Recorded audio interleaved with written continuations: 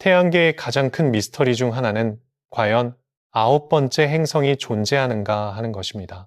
9번째 행성이라는 말은 어찌 보면 허무맹랑하게 들릴 수도 있습니다. 하지만 해왕성 궤도 밖에서 벌어지고 있는 일들을 진정으로 이해하신다면 여러분도 저처럼 제구 행성의 존재 가능성에 동의하게 될 것입니다. 놀랍게도 행성과학자의 80%가 제구 행성의 존재를 믿고 있습니다. 지난 100여 년간 천문학자들은 카이퍼 벨트 너머의 미지의 세계를 끊임없이 찾아 헤맸습니다. 하와이 섬에 건설된 스바루 천문대는 제구 행성을 찾는 핵심 도구가 되었습니다. 최근 이 천문대는 상상을 초월하는 노력 끝에 태양계 외곽에 고립된 구역에서 미스터리한 새로운 세계를 발견했습니다. 과연 이것이 우리가 오랫동안 찾아 헤매던 제구 행성일까요? 이 이야기의 진실이 궁금하시다면 본격적인 탐험에 앞서 코스믹 디스커버리 채널의 구독 버튼을 눌러주시기 바랍니다. 우주의 가장 흥미로운 소식을 놓치지 않으실 겁니다. 우리는 태양을 중심으로 수성, 금성, 지구, 화성, 목성, 토성, 천왕성, 그리고 마지막 해왕성까지 8개의 행성이 돌고 있다는 것을 알고 있습니다. 이 단순해 보이는 지식은 수세기에 걸친 탐험의 결과물입니다. 고대 바빌로니아 시절 천문학자들은 육안으로 밤하늘을 관측하며 어떤 별들은 태양 주위를 돌고 어떤 별들은 제자리에 멈춰 있다는 것을 깨달았습니다. 먼 별들은 고정되어 있는 반면 가까운 별들은 움직였습니다. 이러한 섬세한 관찰을 통해 수성에서 토성까지 태양계의 6개 행성을 찾아냈습니다. 하지만 그보다 먼 행성들은 당시 육안으로는 볼 수 없었습니다. 1610년이 되어서야 갈릴레오 갈릴레이가 최초로 망원경을 제작했고 덕분에 목성의 얼음 위성들을 발견할 수 있었습니다. 갈릴레오의 망원경은 오늘날의 기준으로는 대형 쌍안경 정도에 불과한 길이 수십 센티미터의 투박한 물건이었지만 당시로서는 과학적 혁명이었습니다. 망원경 시대의 발전과 함께 1781년 윌리엄 허셜은 천왕성을 발견했다고 보고했습니다. 그는 처음에 이것을 혜성이나 별이라고 착각하는 심각한 실수를 저질렀지만 결국 태양계의 7번째 행성임이 밝혀졌습니다. 천왕성 발견 이후 사람들은 이 행성의 궤도가 비정상적으로 어긋나 있다는 것을 알게 되었고 무언가 거대한 천체가 중력으로 당기고 있을 것이라 추측했습니다. 그래서 사람들은 1846년 실제로 해왕성을 발견하기 전부터 천왕성 너머에 또 다른 행성이 존재할 것이라고 확신했습니다. 즉, 해왕성은 발견되기 전에 수학적으로 먼저 예측된 행성입니다.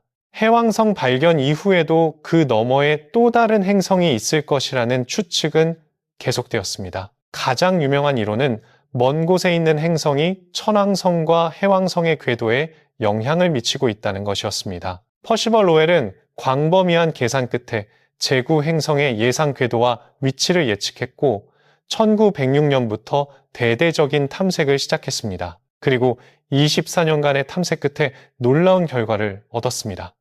1930년 드디어 명왕성이 발견되어 태양계의 9번째 행성이 되었습니다. 1930년부터 2005년까지 시대를 살았던 사람들은 태양계에 9개의 행성이 있다는 것을 불변의 진리로 알고 살았습니다. 명왕성은 지름이 2377km로 지구의 달보다 작습니다. 또한 궤도가 매우 찌그러져 있어 태양으로부터 44억 km에서 74억 km 사이를 오가며 카이퍼 벨트 영역에 위치합니다. 그런데 2005년 산란분포 원반 지역에서 새로운 세계가 발견되면서 모든 것이 바뀌었습니다. 바로 외소행성 에리스입니다. 에리스는 지름이 2326km로 명왕성보다 약간 작지만 질량은 무려 27%나 더 무겁습니다. 에리스는 명왕성보다 훨씬 먼 산란분포 원반 지역에 위치해 있습니다.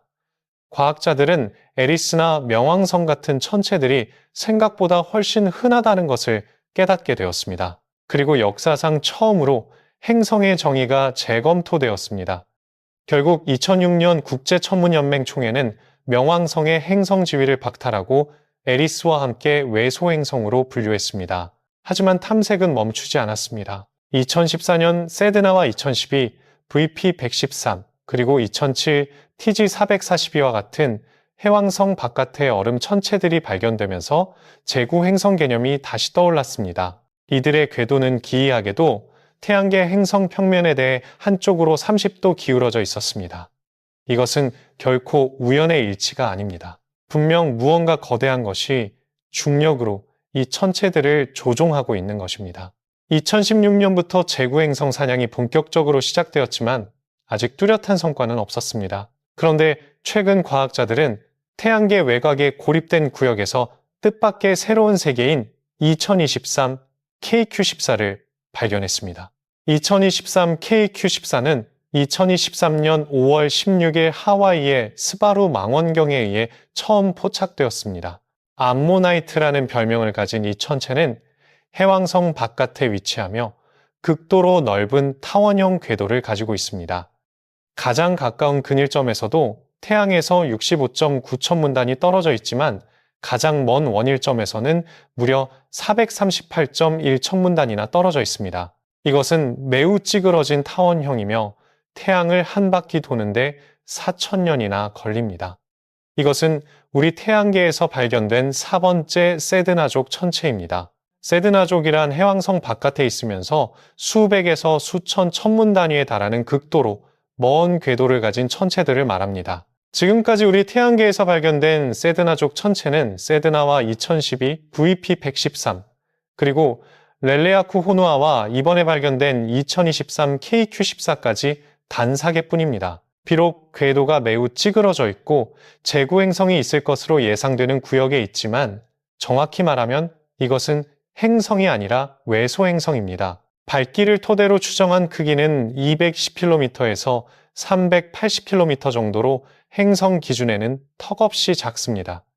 반면 해왕성 바깥 천체들의 기울기를 설명하려면 제구 행성은 지구 질량의 5배에서 10배, 지름은 지구의 2배에서 4배에 달하는 거대 행성이어야 합니다. 즉, 제구 행성은 태양에서 해왕성까지 거리의 20배인 500에서 700 천문단이 떨어진 곳에 있는 슈퍼 지구급 행성일 것입니다. 이 위치라면 산란분포 원반이나 오르트 구름에 속할 것입니다. 제구 행성이 태양을 한 바퀴 도는 데는 1만 년에서 2만 년이 걸릴 것으로 추정됩니다. 비록 2023 KQ14가 우리가 기대하던 제구 행성은 아니었지만 태양계 외곽에 고립된 궤도를 도는 먼 세계를 탐사하는 것이 얼마나 중요한지 다시 한번 보여주었습니다.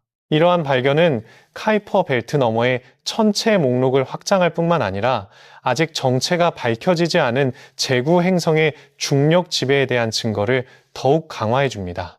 1906년 로웰이 제구 행성 사냥을 언급한 지 100년이 넘었습니다. 징후는 명백하지만 보시다시피 제구 행성은 여전히 모습을 드러내지 않고 있습니다. 도대체 무엇이 발견을 그토록 어렵게 만드는 걸까요? 가장 큰 이유는 너무나 먼 거리입니다. 제구 행성은 500에서 700 천문 단위 거리에 있는 것으로 추정됩니다.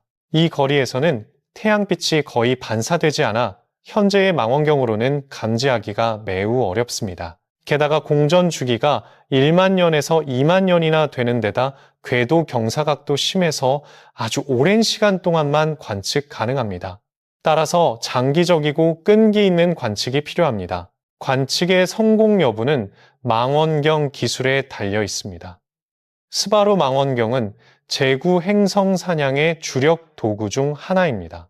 일본 국립천문대가 건설하여 운영하는 스바루는 1919년부터 가동되었습니다. 하와이 마우나케아산 정상 해발 4,200m에 위치한 이곳은 공기가 건조하고 안정적이며 빛 공해가 적어 세계 최고의 천문 관측지 중 하나입니다.